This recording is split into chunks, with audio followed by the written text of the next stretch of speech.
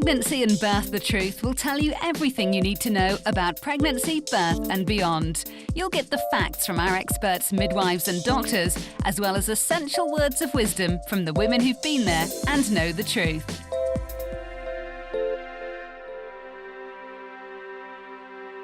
Around the back as well. Coming up in this programme, how to make a belly plaster, a permanent reminder of your pregnant body. It's okay. I survived that. The first stage of labour and how to deal with it. Back to the indelible lipstick. Phoned the hospital and they said, oh yeah, first time mum, call us back in a bit. Didn't want to be touched or talked to. I couldn't really answer a question, I was so far away. And how your baby grows at 35 weeks. But first, sticky eyes. To put it politely. Yeah. Newborn babies very commonly get what we would call sticky eyes after birth, but not all babies with sticky eyes have conjunctivitis, which would mean an infection of the lining of the eye, the conjunctiva. How long has he had his eyes a bit sticky for? His eyes have been like this since he was in hospital, but Was he? yeah, it's kind of, the other one's caught it now as well, on this side. I think it's got worse recently. Yeah. The hospital gave me some little sachets of saline, Yeah. but we've run out now. And Rob went to the chemist to try and get some, but we couldn't. All they had was contact lens solution. The reason a lot of babies get sticky eyes is because the tear duct doesn't work properly in the first few weeks of life, and those babies simply need their eyes bathing to get rid of the stickiness, which is more commonly seen in the mornings after they've been asleep, or at least for some of the night. But a baby with sticky eyes should be examined to make sure the conjunctiva or the lining of the eye isn't red and inflamed, and if it is, we suspect conjunctivitis. So we take a swab of the eye to see if there were any bacteria in it and treat it with eye drops or ointment, usually for 7 days, and then it would clear. And usually that does resolve with time as the tear duct becomes bigger and functions better. In very rare situations that will be prolonged, and then we'd probably refer the baby to an ophthalmologist for a more thorough assessment of that.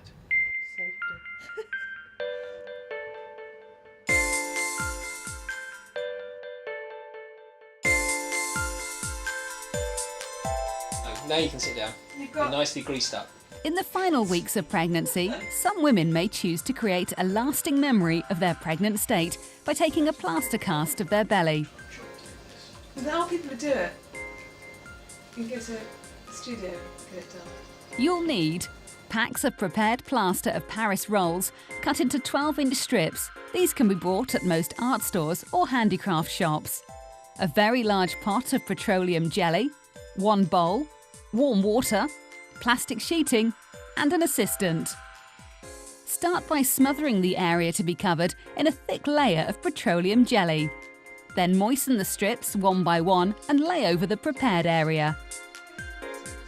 Cover the front of the body completely and recover with more strips until there's a good layer of plaster. Ensure that there's enough room to get out of the plaster when it's ready. Wait until the plaster has hardened. The plaster will warm up, but shouldn't get too hot.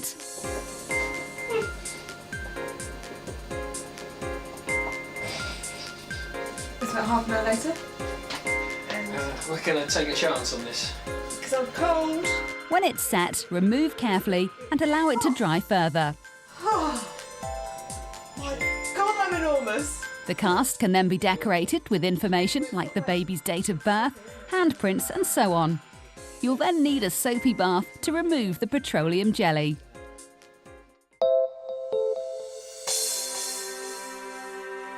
During the final weeks of pregnancy, many women will experience contractions. Sometimes for a couple of hours, but eventually they wear off. But when labour really starts, the contractions will become regular and increase in intensity and frequency. Went to the cafe, ordered some lunch, but I really didn't feel that hungry. But I thought, oh, I need to eat something to keep my strength up, so I'd have a sandwich and a cup of tea. And while it was a very small little cafe, and when we initially went in, there was nobody there. But by the time we were about to leave, it was full. And in the meantime, I had been contracting the whole way through and having to just stop what I was doing and bend over on the table and breathe. There was quite a number of eyes on us, wondering what the hell was going on. Initially, the contractions may feel more like period pains. This helps the cervix to thin, and as it does so, it's gradually pulled up over the baby's head. And despite the fact we're 2 minutes apart, No. and lasted 35, here we go. That gave me She's enough still doing to her put makeup. concealer on and lipstick. Oh, this really hurts. And there was a young waitress who just happened to come when I was having a contraction, and she said, "Are you okay? Are you okay?" And Val said, "It's okay. She's in labour." And the poor girl's face just dropped. But she thought I was going to have the baby there and then. Thought I'd better time these contractions because isn't that what everybody does in the movies? So I started doing that, and they're sort of 5 minutes, then 8 minutes, then 5 minutes. So I thought, oh, bugger this, you know, I'm going to go and do the hoovering. So I did the hoovering. It really is like climbing a hill, isn't it? It's like you really fight to get to the top, and then when you're there, you're really knackered, and then you come down the other side, and it's really great. The first stage of labour is set to take place from the onset of regular contractions and increasing cervical dilatation until there's no cervix to be felt on internal examination. During this time, the baby's head will descend further into the pelvis. And I went to my mum's on the Thursday night whilst I was having the contractions. I didn't want her to know because otherwise she would have got a bit, panicky. So I just sort of breezed through them. And I was up all Thursday night. I was phoning the hospital saying, okay, well, now they're 4 minutes apart and they're lasting between 30 and 40 seconds out. Right, just have a bath. I think I had about 3 baths Thursday night. I poured myself a glass of wine. Didn't drink any of it. I think I had a couple of sips, but I drank some of it. There's no specific timeline for the first stage of labour. In some women, it may be very short, as little as 20 minutes, and for others, it can continue for several days. Just sort of started getting things ready, made sure that, I had some cake in the kitchen that I'd baked, and because there were going to be quite a few people there was going to be my doula, obviously the midwives, there was somebody filming it, there was Mark, there was both of my parents in the end came along as well. It's more likely that women who've had previous babies will have a shorter first stage, but that's not always guaranteed. When dilatation of the cervix gets to about 8 or 9 centimetres, the woman experiences what is known as transition.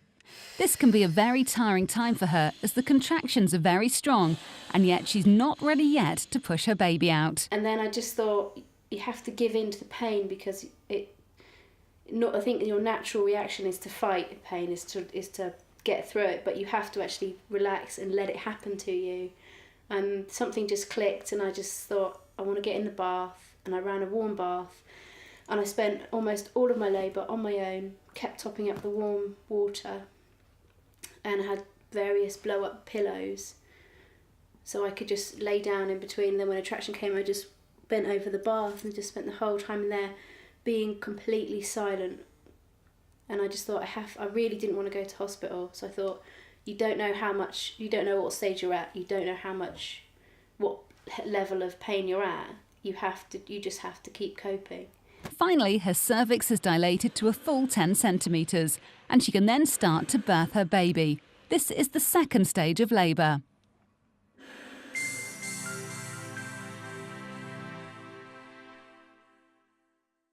By 35 weeks of pregnancy, your baby is getting very close to be ready for birth.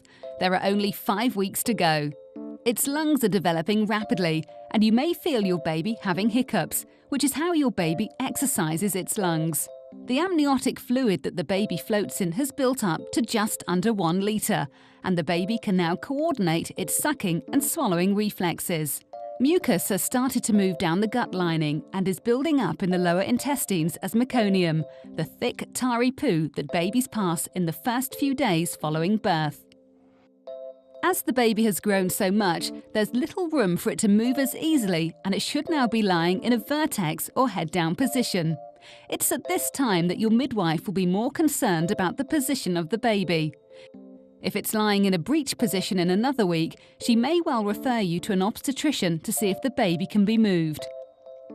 If the baby is born now, it will still be classed as premature, but it shouldn't have too many problems with breathing or feeding. It now weighs 2,150 grams and measures 43.5 centimetres. Coming up next, packing your bag for the birth of your baby.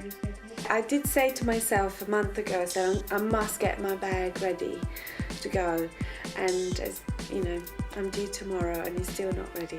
Essential words of wisdom from Daisy about crying babies. You know, if they know you're going to be there as soon as they start crying, then they'll do it constantly. And preeclampsia, a dangerous condition which affects 5% of all pregnancies. Well, we know the cause is related to the placenta, and we know the cause is related to the way the placenta attaches to the wall of mum's uterus early in pregnancy. And the problems that may arise from a posterior positioned baby. Feel whether that's the back I can feel or...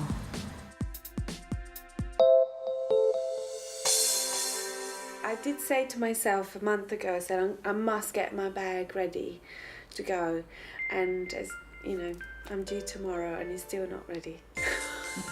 Just starting to get things organised for the baby. Andrew suggests a basket of stuff to be had in the room, one for the baby and one for the mum. We're packing the transfer bag in case we need to transfer to the hospital. Yeah. And I've put in my pink pyjamas and my new slippers, all the maternity bits and disposable pants. Yeah. Saggy old nursing bra, should be nice and comfy.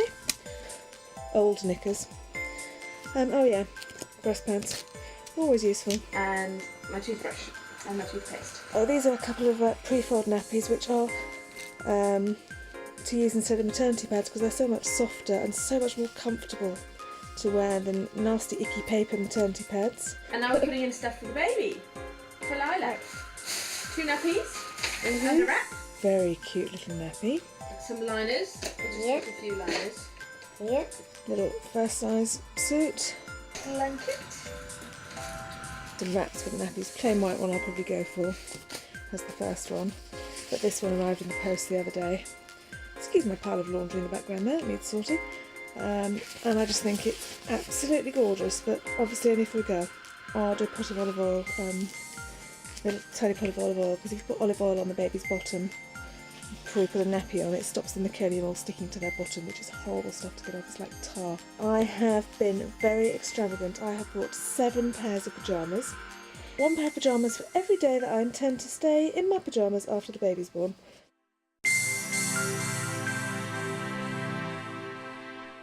It's difficult, but let them cry. Really, I mean, obviously, if they start getting panicky, then obviously go and get them. But I mean, there's nothing worse than having a mummy's boy. You know, if they know you're going to be there as soon as they start crying, then they'll do it constantly. And because I didn't do that from the word go, he's quite happy to lay on his mat and just, you know, talk to his animals. And, you know, he'll sit there and have a laugh to himself. So basically, don't fuss over them. Yeah, really don't fuss, don't smother them. I mean, yeah, you know, when they're first, but well, all the time, you want to cuddle them and love them all the time. But it makes it worse. It does, it makes it so much worse. Because then they'll expect it all the time. And it'll just, you'll never be on your own. You'll constantly have them on your hip. So that's what I do. And just enjoy them. Enjoy them because, you know, they're only... I mean, he's 2 months old and he's already in 3 to 6 month old clothes, so they grow so quickly. And it's, you know, he's not a newborn anymore and it goes really quickly. So just enjoy them when they're tiny.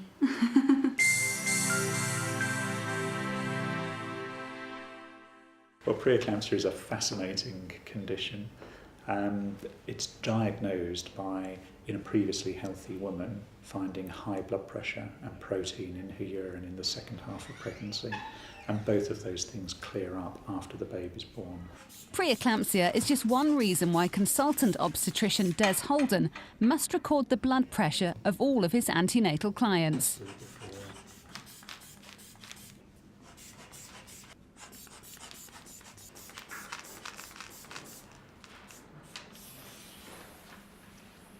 Best today. The name of preeclampsia, the pre part, means that there is something that is more severe, and that is eclampsia. And eclampsia is defined when somebody has convulsions in relation to their blood pressure and their complication of pregnancy. And eclampsia is a very serious condition, and there are a few deaths in the UK, and within the world there are many deaths in relation to eclampsia every year. It tends to affect about 5% of women in the average obstetric population in the UK. It's more prevalent in certain other areas of the world, interestingly. It's much more common in first pregnancies, and it's more common in first pregnancies per partner. So somebody who's had preeclampsia with one partner and then perhaps had another baby where she had no preeclampsia, if she changes her partner, she can have preeclampsia again. So it's a very interesting condition. It's a condition which we see reflected in mum's health and also in the baby's health. So on the mum side of the placenta, we see a woman who often has high blood pressure, who may be a little bit more edematous and swollen, who has protein in her urine, and maybe has some subtle abnormalities of the way some other organs are working. In the baby, we often see a baby that's a bit smaller than we would expect, and there are ultrasound tests which we can apply to small babies which suggest that they are small and want to be bigger rather than just happily small. Okay, this is the placenta. This placenta's at the top of the uterus, which is great. Well, we know the cause is related to the placenta, and we know the cause is related to the way the placenta attaches to the wall of mum's uterus early in pregnancy. So although the condition only reveals itself later in pregnancy, it's certain that it's to do with events early on in the pregnancy and the way that placenta attaches. There isn't really a treatment for preeclampsia, and what we would teach our medical students is that the only treatment is to deliver the mum. Now, of course, if the preeclampsia comes on quite early in the pregnancy, we would try not to deliver, but try to get further gestational age in that baby so that it is stronger and more developed in order to be born. So the nearer the end of pregnancy that the preeclampsia comes on, the more we would deliver that woman when we have made the diagnosis. There's lots of exciting studies going on as to whether the risk of preeclampsia can be modified, whether we can take someone who's at high risk of getting it and prevent them from getting it. And there's lots of interest in using vitamins to prevent that, and the vitamins of interest are vitamin C and vitamin E. And these are a group of vitamins that are antioxidants, as anyone who goes to health food shops would know. And there's a lot of excitement about whether that can increase the gestation at which preeclampsia comes on. Vitamin C isn't stored in the body, so you must ensure a daily intake of foods high in the vitamin. These are broccoli, tomatoes, papaya, mango, red, yellow and orange peppers, potatoes and kiwi fruit. It's best if you eat these vegetables and fruits fresh or frozen. Tinned vegetables and fruit tend to lose a great deal of the vitamin content in the canning process. Vitamin E can be stored in the body, and those foods high in vitamin E are vegetable oils like sunflower and safflower oil, green leafy vegetables, spinach, broccoli, kiwi and mango. Nuts also contain vitamin E, but you may need to avoid them if there's a family history of nut allergy. Both these vitamins are known as antioxidants, which help to protect the body against free radicals, which are a byproduct of the oxygen that we breathe, and free radicals can affect healthy cell growth. There's also evidence that these vitamins can help to eliminate heart disease and certain types of cancers.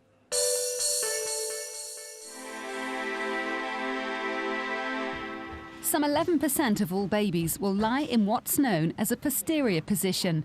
That is, with the baby's back lying against its mother's back, with its head down in the pelvis. More babies will be found lying to the right side rather than the left. I'm just trying to feel whether that's the back I can feel. Or... Sally is 7 days overdue, and her midwife, Aida, has arrived to give her a checkup. Sally's baby is lying in a posterior position, and Sally has some concerns about this. Have you got any views about it being posterior? Yes, I'm trying to be very relaxed about it. But I don't think I am very relaxed about it. Just because that was the main reason I was given for Luke's failure to progress. Although I know that it was also because he wasn't ready to be born. He was OP. It was extremely painful, the labour.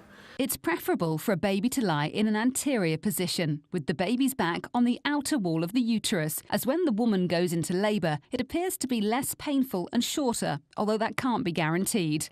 There are some steps a mother can take to encourage her baby to turn into this position, like spending time on all fours or leaning forwards over a ball or chair. And I'm trying very hard to sit in all the right positions and do that. But then again, I have the pelvic pain, which makes sort of this position quite painful after a while. So yes, I'm vaguely worried about it. I wish she wasn't, because she's been LOA the whole time until 2 weeks ago, or 3 weeks ago. But maybe that's just the way my babies grow, you know? There might be a reason why she needs to be there.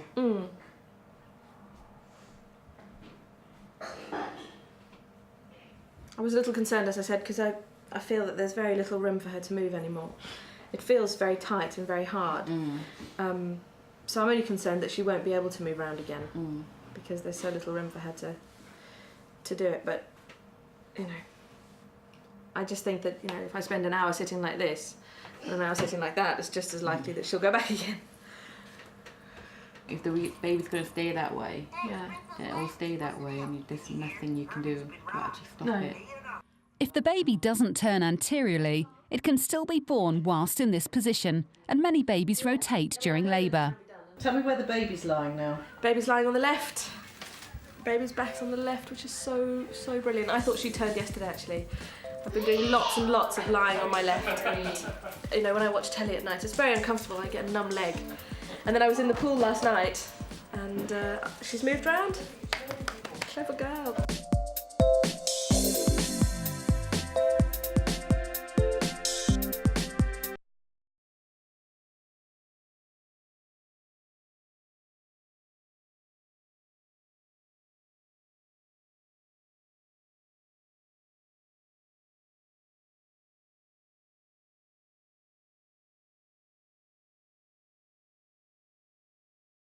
It's kind of, the other one's caught it now as well, on this side. I think it's got worse recently. Yeah. The hospital gave me some little sachets of saline. Yeah. But we've run out now. And Rob went to the chemist to try and get some, but we couldn't. All they had was contact lens solution. The reason a lot of babies get sticky eyes is because the tear duct doesn't work properly in the first few weeks of life. And those babies simply need their eyes bathing to get rid of the stickiness, which is more commonly seen in the mornings after they've been asleep, or at least for some of the night. But a baby with sticky eyes should be examined to make sure the conjunctiva, or the lining of the eye, isn't red and inflamed. And if it is, we suspect conjunctivitis. So we take a swab of the eye to see if there were any bacteria in it, and treat it with eye drops or ointment, usually for 7 days, and then it would clear. And usually that does resolve with time as the tear duct becomes bigger and functions better. In very rare situations that will be prolonged, and then we'd probably refer the baby to an ophthalmologist for a more thorough assessment of that.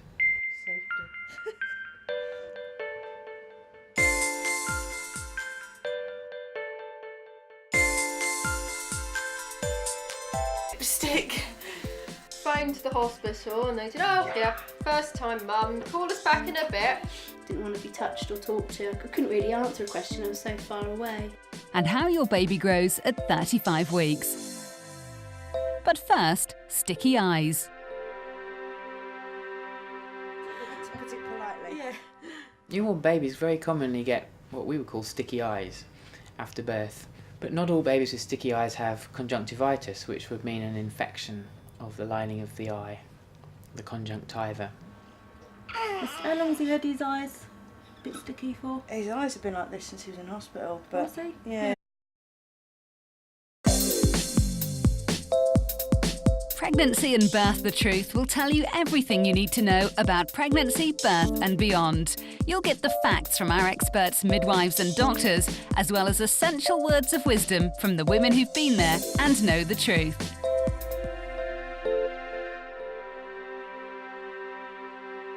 and round the back as well.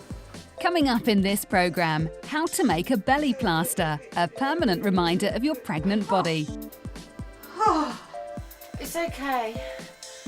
I survived that. The first stage of labour and how to deal with it. Back to the indelible lip. Now you can sit down. You're nicely greased up. In the final weeks of pregnancy, some women may choose to create a lasting memory of their pregnant state by taking a plaster cast of their belly. There are people who do it. You can go to the studio and get it done. You'll need packs of prepared plaster of Paris rolls cut into 12-inch strips. These can be bought at most art stores or handicraft shops.